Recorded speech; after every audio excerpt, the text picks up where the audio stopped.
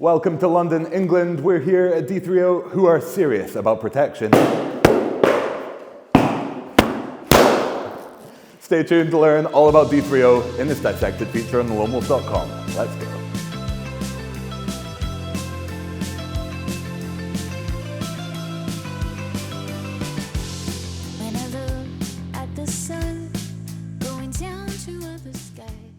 Earlier in the year, we stopped by the D3O booth at Sea Otter, and I posted a reel on Instagram that went a little bit crazy.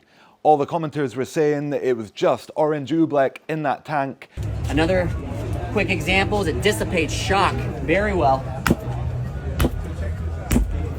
keeping you protected. So we figured we'd pay D3O a visit in their headquarters in London and see exactly what sets their protective material apart. We've got the lab coats on, so let's do a series of comparative experiments, starting with the ball bearing drop test. Oobleck or D3O, let's see what the difference is. 3, 2, 1. I'm not sure if that proves anything. How about trying it on some plates? What are we doing with these plates? Well, we are doing a lot of smashing plates today. So yeah, we're just using our drop carriage, which is where we do all our impact testing in order to certify parts. With a new stadium, a place I never heard. I will walk like a nomad. I've been stuck inside my house too long. Can't stand being all alone. Wasting hours on my phone. Today we're impacting about 50 joules on these plates, and then you get your max peak in newtons out there. So a difference between 1.3 and 19. Pretty good. Pretty good. So let's test out the protective capabilities of Oobleck. Can it stop an egg from cracking? Oh, it's horrible stuff.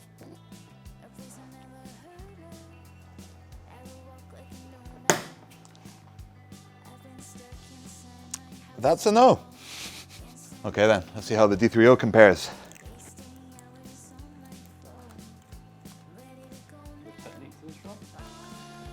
Dropping it from the same height as the Oobleck. Bit higher. Whoa. No way. That's still okay? Huh. Wonder how far we can take this. This ought to do it. How's it looking?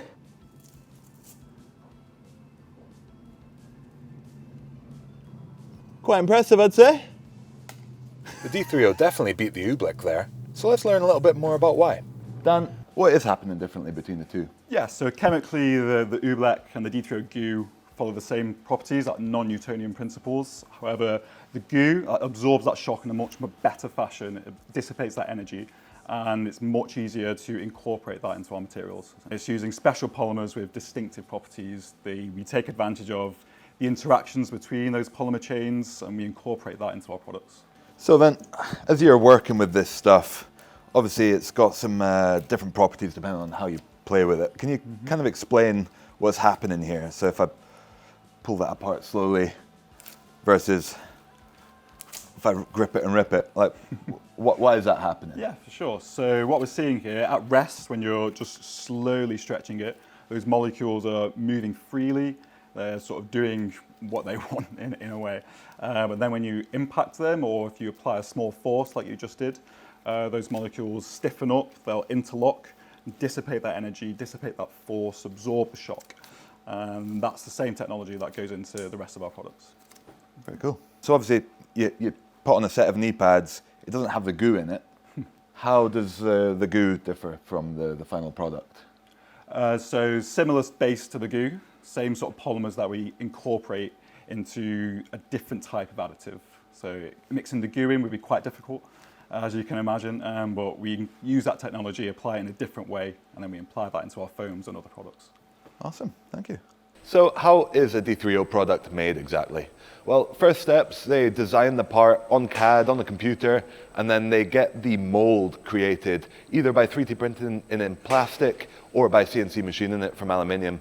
And then the part is ready to be cast. So the material's delivered in two different components, and when these two different components are mixed together, then they create a reaction and the foam expands, and then you have your D3O material. These are mixed in different ratios depending on the product that they're trying to make. So some are more dense than others, given different levels of protection and kind of maneuverability, flexibility of the product.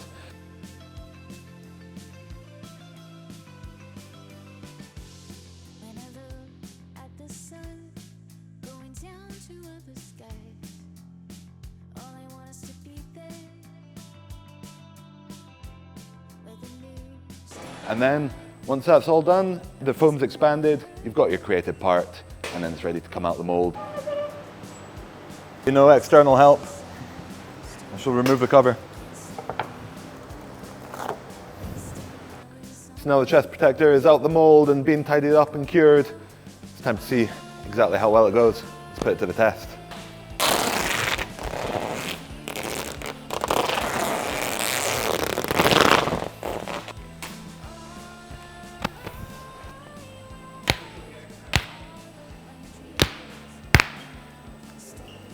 It works. So in this London centre, in the D3O lab, it is just a research and development centre. So they're making prototypes for testing and obviously developing new products rather than actual mass production. This is where all of the kind of future products are being developed and tested to really create the next level, next generation of product, like the D3O Diablo that we'll talk about a little bit later. So D3O doesn't just make mountain bike protection equipment. Jack, what else do they make? So we make protection for all of the areas which a rider might want to cover. Also looking at anti-vibration as well. We offer our materials in some insoles trying to absorb some of the vibrations which might travel through the pedals. There's also a similar line of protection tailored to motorsports. And Delta 3 Oscar, what's that? So Delta 3 Oscar is the defence arm of D3O. So we provide protective equipment for the military, things such as helmet pad systems, pads for knees and elbows, and then also again things such as insoles and knuckle protectors to people who protect us. But just protection? Just protection. No D3O missiles or anything like No D3O missiles, no D3O grenades. that? And the workwear, have you got D3O steel toe caps? Not steel toe caps, but we do mech guards for protection of the top of the foots. We also help people in protection of the hands with knuckle protectors, finger protection, and then also we do knee pads as well. So when people are working on their knees, they're less likely to get injured during long days on the work site. And then what else? And one of the final big industries which we work in is the electronics industry. So we produce materials dedicated for phone cases, for example, and other pieces of electrical equipment which you'd want to protect. So we've got a number of brands which we work with where they kind of use their materials and integrate it directly into their designs. So yeah, D3O materials, they protect you and the things that you love from shock, impact and fatigue. So we're about to connect with Remy Absalon, an absolute legend of the sport, to see what his involvement with D3O is and why he likes it so much. So let's see what he has to say. I'm Remy Absalon. I'm the 12th-time winner of the Mega Avalanche. And now I'm manage the Scott Esserson Tour Enduro team. So I'm more an ambassador now. We ride both Enduro and e-bike races.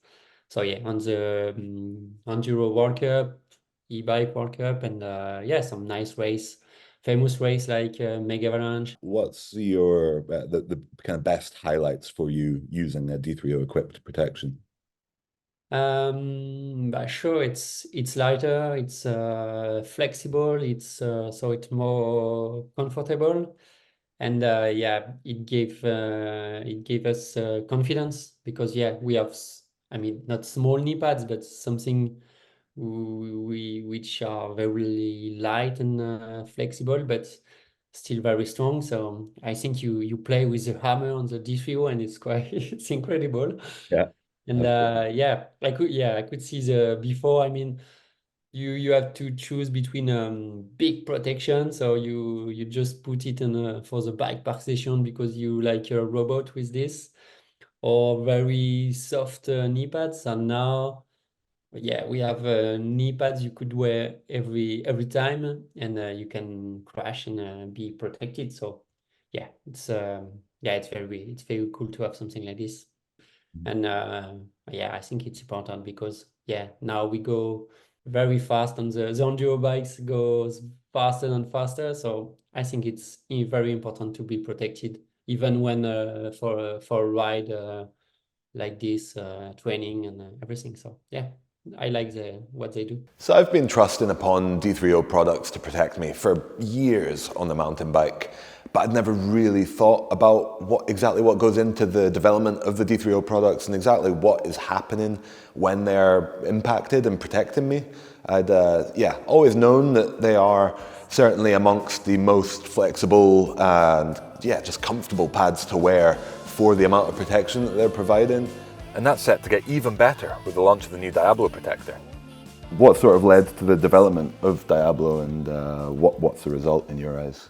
So with the launch of the Ghost Limb protectors, we saw the benefits of having a pedalable geometry, and we wanted to combine that with the next generation of our materials. So with the Diablo, we combined the geometry and the material science into a pad which is more breathable, lighter, more flexible. So it really gets rid of a lot of the limitations which some of the previous generation protectors might have had. Okay, but still nice and protective? Still nice and protective. So the level 2 Diablo pad, as a certified pad, would offer the exact same protection as a level 2 pad of ours. Nice. Sounds like a win-win. Yeah, exactly. It's definitely been good to see firsthand how the products are developed, talk to some of the crew, and really just learn a little bit more about what goes into the development and the manufacturing of D3O products. I'm really excited after seeing the Diablo product firsthand to get that out onto the trails. It's definitely looking like it's going to be a really nice mixture of still offering plenty of protection, but being nice and malleable, formable, comfortable to wear, essentially, plenty of air to get through it as well, so it should be nice and breathable by the look of it. But then, yeah, still protecting your knee at the end of the day, which is ultimately the reason you're putting on knee, elbow, chest, whatever protection in the first place. I also think it's really interesting to see the other things that D3O is used in, from the military with Delta III Oscar, and then now I've got a D3O phone case to hopefully give that some kind of long-lasting protection. And I feel like that's all just going to feed back and continue to help D3O develop their products across all of the different industries. If they can learn something from the military usage and then help that feedback into the mountain biking, it's just generally going to make for a better product. And I feel like that's why they keep on developing their products like D3O Ghost in the past, and more recently Diablo and Viper Air. I hope you guys have enjoyed checking out this video here at D3O and learning a little bit more about what goes into their protective equipment, as well as their other products to help keep you more comfortable, vibration damping, all of the good stuff. If you have, then give us a like. Leave us a comment, let us know any questions you might have. We can pass them on to the D3O team and hopefully get you some answers, and subscribe to see more awesome content from awesome brands like D3O. Thank you for watching. Catch you out on the trails. Also, I think it's safe to say that D3O is not just orange Oobleck. The D3O goo certainly doing a better job of protecting those eggs.